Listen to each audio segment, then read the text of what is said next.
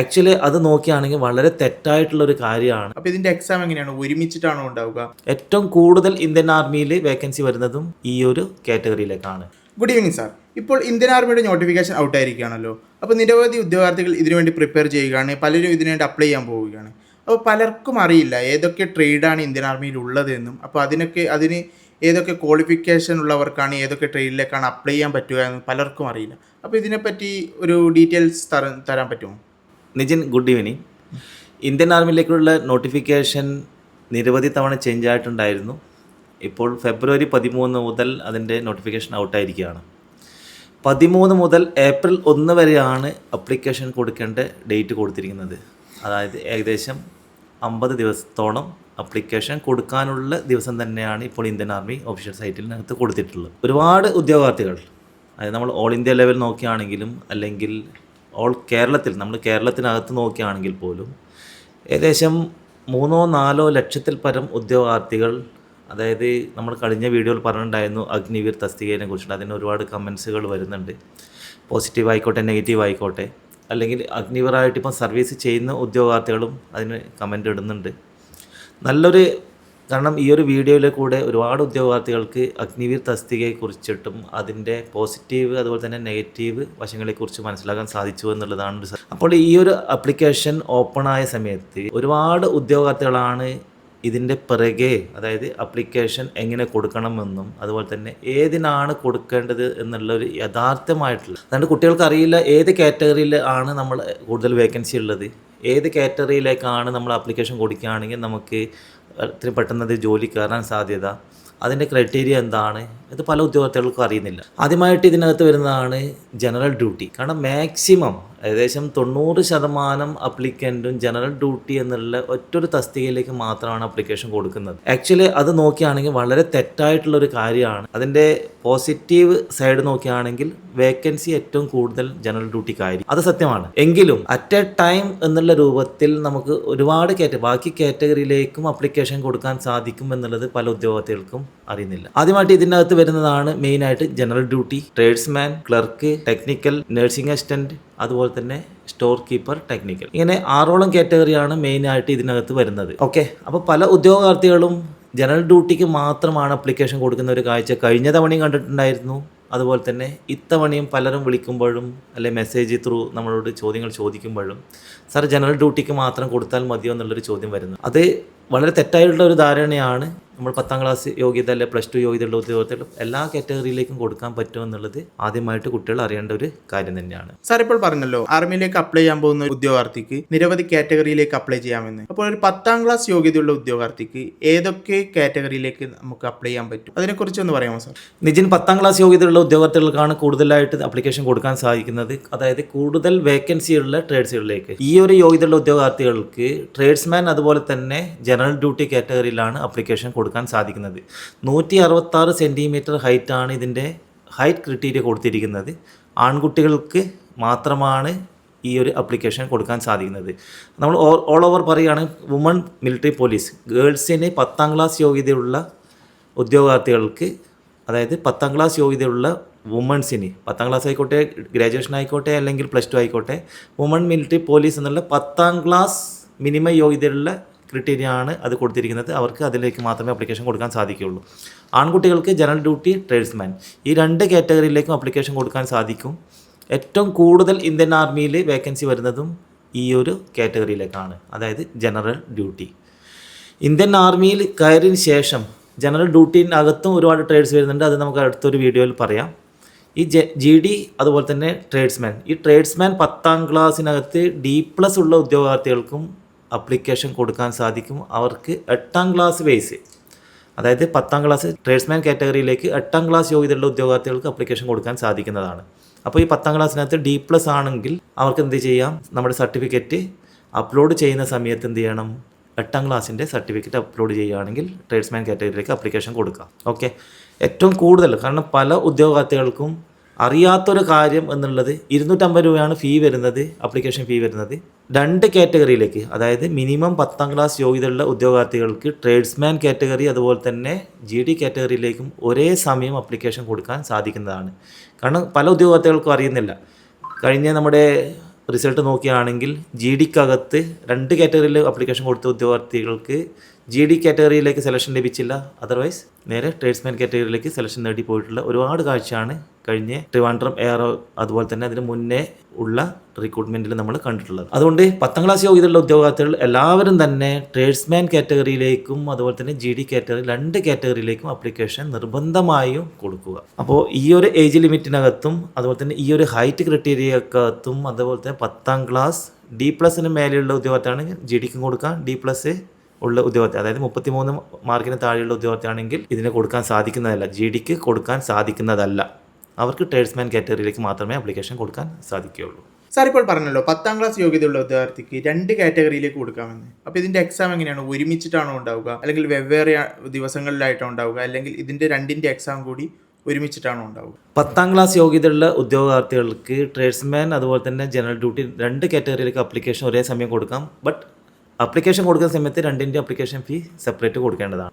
Exam date എന്നുള്ളത് 2ഉം separate ദിവസങ്ങളിൽ തന്നെ ആയിരിക്കും. ട്രേഡ്സ്മാൻ്റെത് വേറെ ദിവസമായിരിക്കും, അതുപോലെ തന്നെ ജനറൽ ഡ്യൂട്ടിയുടേതും സെപ്പറേറ്റ് ദിവസം തന്നെ. ഒരേ ദിവസം 2ൻ്റെയും എക്സാം നടക്കുന്നതല്ല. അതുപോലെ തന്നെ ഒരേ പേപ്പറിനകത്ത് 2 എക്സാമും നടക്കുന്നതല്ല. അതായത് 2ഉം ഡിഫറെൻറ്റ് ഡേയ്സ് തന്നെയായിരിക്കും റിട്ടേൺ എക്സാം നടക്കുന്നത്. അതുപോലെ തന്നെ ഇത് എക്സാം പാറ്റേൺ എങ്ങനെയാണെന്ന് വെച്ചാലും GK, GS, റീസണിങ് അതുപോലെ തന്നെ മാത്തമാറ്റിക്സ് ഈ 4 സബ്ജക്റ്റുകളായിട്ടായിരിക്കും ഇതിൻ്റെ റിട്ടേൺ എക്സാം നടക്കുന്നത്. സെയിം സബ്ജക്റ്റ് തന്നെയാണ് ട്രേഡ്സ്മാൻ കാറ്റഗറിയിലേക്ക് വരുന്നത്. GK, GS, റീസണിങ് അതുപോലെ തന്നെ മാത്തമാറ്റിക്സ്. GD ലെവലിനേക്കാളും ഏകദേശം ഒരു 10% താഴെ ആയിരിക്കും ഇതിൻ്റെ ഒരു എക്സാം വാല്യൂ വരുന്നത് ട്രേഡ്സ്മാൻ്റെത്. അപ്പോൾ 2 എക്സാമും സെപ്പറേറ്റ് ഡേയ്സ് തന്നെയായിരിക്കും. പല ഉദ്യോഗാർത്ഥികൾക്കും മിഥ്യാധാരണയുണ്ട്, അറ്റ് എ ടൈം ആയിരിക്കുമോ, ഒരേ ദിവസം തന്നെ 2 സെൻറ്ററുകളായിട്ട് നടക്കാൻ പോകുമോ, അതുപോലെ തന്നെ ഈ ഒരു സെൻറ്ററിൽ നിന്ന് അടുത്ത സെൻറ്റർ ദൂരം കിട്ടുകയാണെങ്കിൽ നമുക്ക് പോകാൻ സാധിക്കും. അങ്ങനെ ഒരുപാട് ഉദ്യോഗാർത്ഥികൾക്ക് ഈ ഒരു ഡൗട്ടുള്ളതാണ്. നല്ലൊരു ക്വസ്റ്റ്യൻ തന്നെയാണ് ഇപ്പോൾ നിതിൻ ചോദിച്ചിട്ടുള്ളത്. അതുകൊണ്ട് ആർക്കും ഒരു ഡൗട്ടും വേണ്ട, എല്ലാം സെപ്പറേറ്റ് ദിവസങ്ങളിൽ തന്നെയായിരിക്കും. എല്ലാറ്റിൻ്റെയും സെപ്പറേറ്റ് അഡ്മിറ്റ് കാർഡ് നിങ്ങൾക്ക് ലഭിക്കുന്നതാണ്.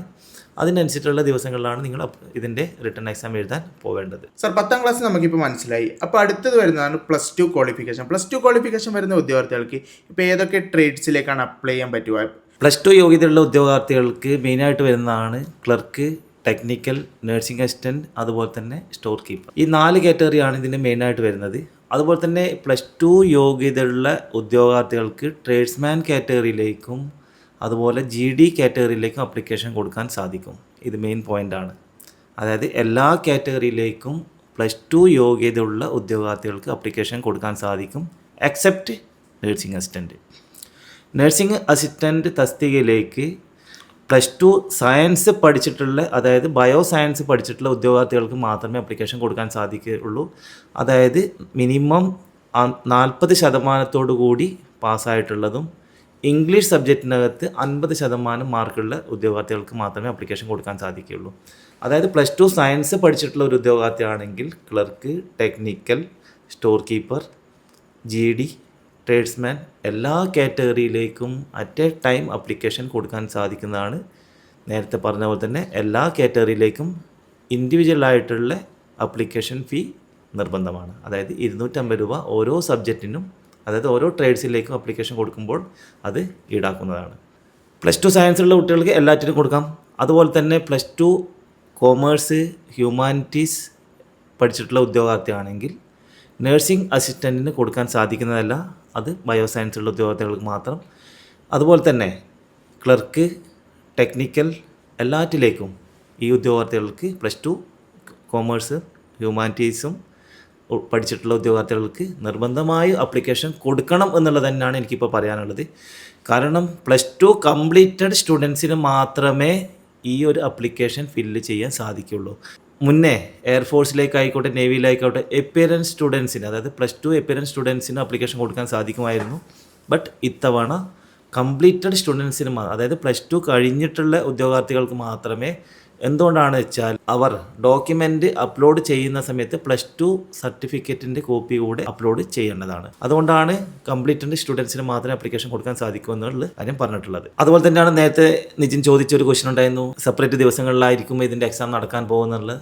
ഓരോ ട്രേഡ്സിൻ്റെയും റിട്ടേൺ എക്സാമിനേഷൻ സെപ്പറേറ്റ് ദിവസങ്ങളിൽ തന്നെ ആയിരിക്കും നടക്കുക. അത് ഓരോ സെൻറ്ററും മേ ബി സെൻറ്റർ ചേഞ്ച് ആവാം, ബട്ട് ഡിഫറെൻറ്റ് ഡേയ്സിനകത്ത് തന്നെയായിരിക്കും ഓരോ എക്സാം നടക്കുന്നത്. 166 സെൻറ്റിമീറ്ററാണ് ട്രേഡ്സ്മാൻ കാറ്റഗറിയിലേക്കും GD കാറ്റഗറിയിലേക്കും കൊടുക്കാൻ വേണ്ടത്. ഹൈറ്റ് കുറഞ്ഞിട്ടുള്ള, അതായത് 162 163 സെൻറ്റിമീറ്റർ ഹൈറ്റുള്ള ഉദ്യോഗാർത്ഥിയാണെങ്കിൽ ക്ലർക്ക് തസ്തികയിലേക്കാണ് അപ്ലിക്കേഷൻ കൊടുക്കാൻ സാധിക്കുന്നത്. അവർക്ക് GDയിലേക്കോ ട്രേഡ്സ്മാനിലേക്കോ അല്ലെങ്കിൽ ബാക്കി കാറ്റഗറിയിലേക്ക് അപ്ലിക്കേഷൻ കൊടുക്കാൻ സാധിക്കുന്നതല്ല. അല്ലാതെ +2 സയൻസ് യോഗ്യത മാത്രം ഉള്ളതുകൊണ്ട് ഹൈറ്റ് കുറഞ്ഞിട്ടുണ്ടെങ്കിൽ ബാക്കി കാറ്റഗറിയിലേക്ക് അപ്ലിക്കേഷൻ കൊടുക്കാൻ സാധിക്കുന്നില്ല എന്നുള്ളത് ഒരു മെയിൻ പോയിന്റാണ്. അപ്പോൾ നമ്മൾ ഈ ഒരു അഗ്നിവീർ തസ്തികയിലേക്ക്, അതായത് 2026 അഗ്നിവീർ ബാച്ചിലേക്ക് അപ്ലിക്കേഷൻ കൊടുക്കാൻ പോകുന്ന ഓരോ ഉദ്യോഗാർത്ഥിയും ഈ ഒരു കാര്യം സെപ്പറേറ്റായിട്ട് തന്നെ, അതായത് യോഗ്യതയുണ്ടോ, നിങ്ങൾക്ക് +2 യോഗ്യത ഉണ്ടെങ്കിലും അല്ലെങ്കിൽ 10th യോഗ്യത ആണെങ്കിലും D+ ഇല്ല എന്നുണ്ടെങ്കിൽ 2 കാറ്റഗറിയിലേക്കും, +2 യോഗ്യതയുള്ള ഉദ്യോഗാർത്ഥികൾക്ക് ഈ വരുന്ന 6 കാറ്റഗറിയിലേക്കും, അതായത് സയൻസ് പഠിച്ചിട്ടുള്ള ഉദ്യോഗാർത്ഥിയാണ് 6 കാറ്റഗറിയിലേക്കും, അല്ലാതെ +2 ഹ്യൂമാനിറ്റീസ് അതുപോലെ തന്നെ കോമേഴ്സ് പഠിച്ചിട്ടുള്ള ഉദ്യോഗാർത്ഥിയാണെങ്കിൽ 166 സെൻറ്റിമീറ്റർ മേലെ ഹൈറ്റും ഈ ഒരു ഏജ് ലിമിറ്റിനകത്തും വരുന്നതാണെങ്കിൽ ബാക്കി വരുന്ന 5 ട്രേഡ്സിലേക്ക് അപ്ലിക്കേഷൻ കൊടുക്കാൻ സാധിക്കുന്നതാണ്. നല്ലൊരു അവസരം തന്നെയാണ്. കാരണം ഇതിനകത്ത് ലഭിച്ചില്ല എന്നുണ്ടെങ്കിൽ മറുവശത്ത് നമുക്ക് നമ്മുടെ വിൻഡോ, അതായത് ഇന്ത്യൻ ആർമി എന്നുള്ള യൂണിഫോമിലേക്കുള്ള വഴി തുറന്നു വച്ചിരിക്കുകയാണ്.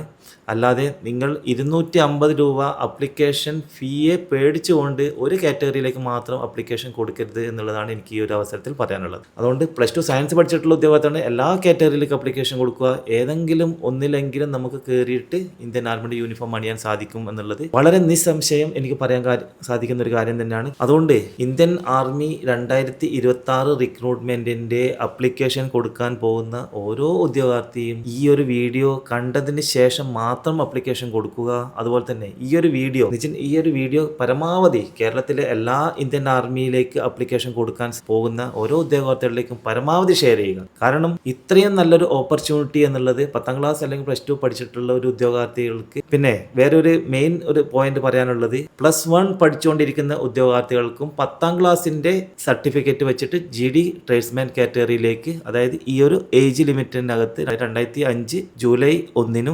2009 ജൂലൈ 1 ഇടയിൽ പ്രായപരിധിയുള്ള ഉദ്യോഗാർത്ഥികൾ ആണെങ്കിൽ, +1 പഠിച്ചുകൊണ്ടിരിക്കുന്ന ഉദ്യോഗാർത്ഥി ആണെങ്കിലും അവർക്ക് അപ്ലിക്കേഷൻ കൊടുക്കാൻ സാധിക്കുന്നതാണ്. 10ാം ക്ലാസ് പഠിച്ചുകൊണ്ടിരിക്കുന്ന കാരണം പലരും ചോദിച്ചിട്ടുണ്ടായിരുന്നു, ഏജ് ഓക്കെ ആണ്, ബട്ട് ഇപ്പോൾ 10ാം ക്ലാസ് ആണ് പഠിച്ചുകൊണ്ടിരിക്കുന്നത്. 10ാം ക്ലാസ് പഠിച്ചുകൊണ്ടിരിക്കുന്ന ഉദ്യോഗാർത്ഥികൾക്ക് അപ്ലിക്കേഷൻ കൊടുക്കാൻ സാധിക്കുന്നതല്ല. +1 പഠിച്ചുകൊണ്ടിരിക്കുന്ന ഉദ്യോഗാർത്ഥിയാണെങ്കിൽ 10ാം ക്ലാസ്സിൻ്റെ സർട്ടിഫിക്കറ്റ് വെച്ചുകൊണ്ട് നമുക്ക് അപ്ലിക്കേഷൻ കൊടുക്കാം. അതുപോലെ തന്നെ +2 പഠിച്ചുകൊണ്ടിരിക്കുന്ന ഉദ്യോഗാർത്ഥിയാണെങ്കിലും അവർക്കും 10ാം ക്ലാസ് അല്ലെങ്കിൽ 8ാം ക്ലാസ്സിൻ്റെ യോഗ്യതയുള്ള GD ട്രേഡ്സ്മാൻ കാറ്റഗറിയിലേക്ക് മാത്രമേ അപ്ലിക്കേഷൻ കൊടുക്കാൻ സാധിക്കുകയുള്ളൂ. അതുകൊണ്ട് ഇത്തവണ അപ്ലിക്കേഷൻ കൊടുക്കാൻ പോകുന്ന ഓരോ ഉദ്യോഗാർത്ഥികൾക്കും എൻ്റെ separate best of luck. Jai Hind.